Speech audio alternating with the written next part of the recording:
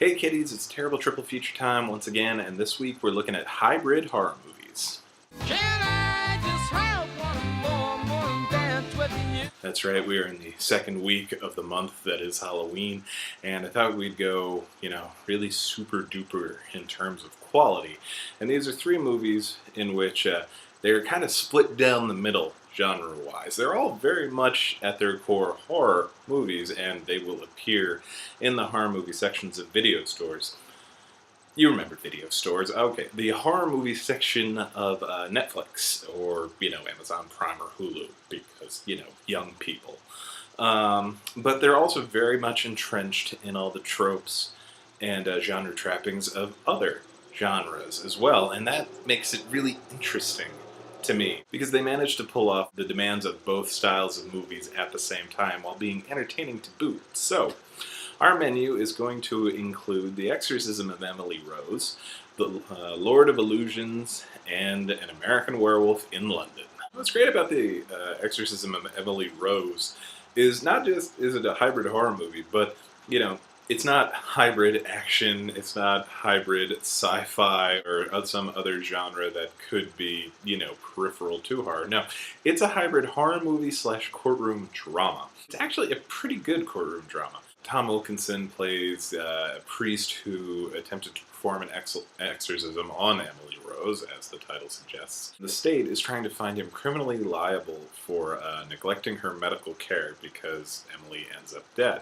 What follows is a great courtroom drama that actually presents the issues of negligence, criminal liability for negligence, and the arguments for and against. A lesser screenwriter could have just been, the tried and true religion versus secular belief. But no, they actually present, Laura Linney, as the defense attorney, does present a legitimate defense for Tom Wilkinson's character for making the medical decisions that he did. Every character is multifaceted. Laura Linney as the agnostic defense attorney that, is not completely swayed by the end of the movie, but she's asking more questions than she would have before, not just of her faith, but of, of her ethics as being a lawyer. Campbell Scott, playing the prosecuting attorney, is presented as a religious man, and he is challenged, and again, not necessarily swayed. There's nothing tidy in the film. He's not necessarily swayed by everything, but he's presented with counterpoints that he has to deal with. And one of my absolute favorite parts of the whole movie is when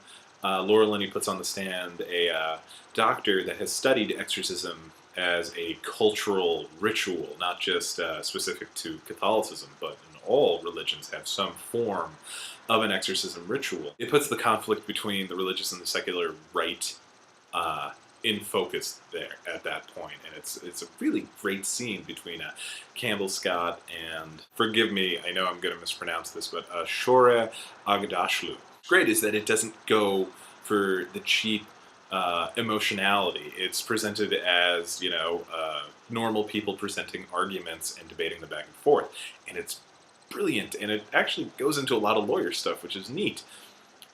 But that's the bulk of the movie.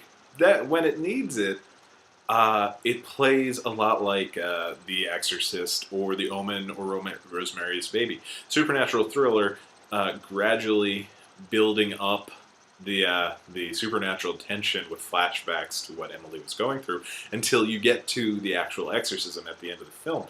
And I gotta tell you, it's really disturbing. Jennifer Carpenter as Emily Rose, this is still the best thing she's done. And don't get me wrong, I really liked her on Dexter for when, Dexter was good.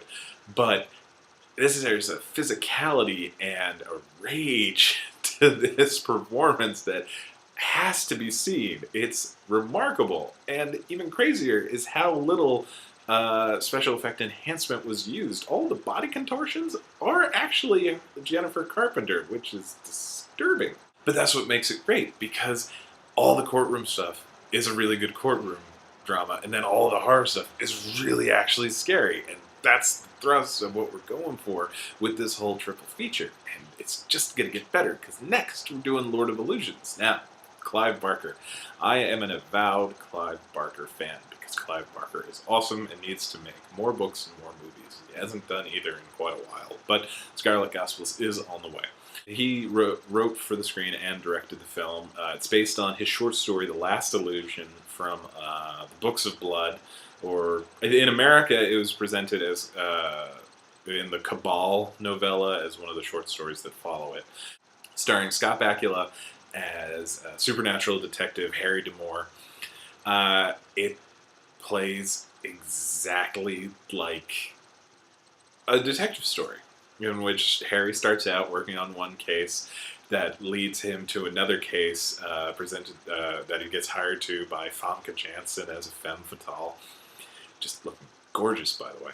It turns out the mystery that he has to solve, the death of Famke Janssen's husband, is just the tip of the iceberg of this giant evil cult built around this monster named Nyx, played by the always brilliant Daniel von Bargen, who was in the faculty from, last week. Nyx has his own cult, a la the Manson family, but what if Charles Manson could, perform magic? Like, honest to God, change the world around him magic, and how scary could that possibly be? The answer you can find in this movie. Clive just shoots it beautifully, and it's a crime that this was the last movie he's done by all on his own in terms of writing and directing, because while Hellraiser is a classic and cannot be beat, Nightbreed is an exquisite mess that I can't wait to see the director's cut for that one when it finally comes out. I really believe Lord of Illusions is when he finally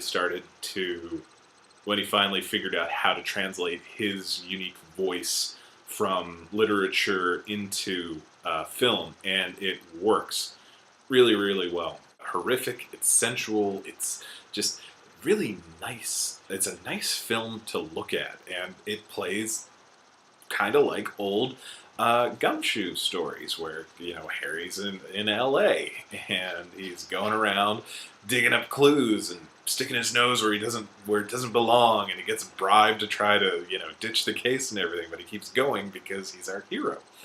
And Scott Bakula, just incredible in the whole movie. And what's great is that he did research on the character, read the stories, and he insisted that Harry have the tattoos that Clive describes him having in the stories. It does kind of seem to have a similar structure. Both Emily Rose and Lord of Illusions play as both types of movies until the end, when it starts turning into the Grand Guignol bloody ending of the film, which, because they are actually horror movies, you have to do, but it works beautifully, and I could watch Lord of Illusions every day and never get tired of it. I just love it so much. Finally, we have John Landis's American Werewolf in London, which it's fun because John Landis is an undisputed master of horror, but he doesn't make a lot of horror movies, with the exception of his segment in Twilight Zone, Masters of Horror, the Thriller video, and Innocent Blood, which, yeah. It really was just an American Werewolf in London that gave him his credibility as a horror movie director. It's just that American Werewolf in London is so terrifying, it's so scary that, he doesn't have to really actually ever make another horror movie again, and he would never lose the credibility as a master of it. David and Jack. David, played by David Naughton, the guy who famously asked, "Wouldn't you like to be a pepper too?" Attacked in not Scotland, but Northern England, by a werewolf. Jack dies, David lives, and he's cursed to become a werewolf, which he does in spectacular fashion, delivered by Rick Baker, who won the first ever Academy Award for special makeup effects for this movie. They created an award for him because of this movie. It was... To this day, in terms of werewolf transformations, nothing has come close. The closest you got was The Howling, which came out within a year of An American Werewolf in London, and was actually developed makeup-wise by Rick Baker before Landis called him back onto An American Werewolf in London. What's great, this one is horror comedy, and because John Landis is so good at comedies with Blues Brothers, Spies Like Us, Animal House, Kentucky Fried Movie, the laughs work and the terror works. And what makes this the perfect hybrid of them is, through most of the film, you don't know how to react. You honestly don't know if you should be screaming or laughing, and that roller coaster ride of emotion is really, really great.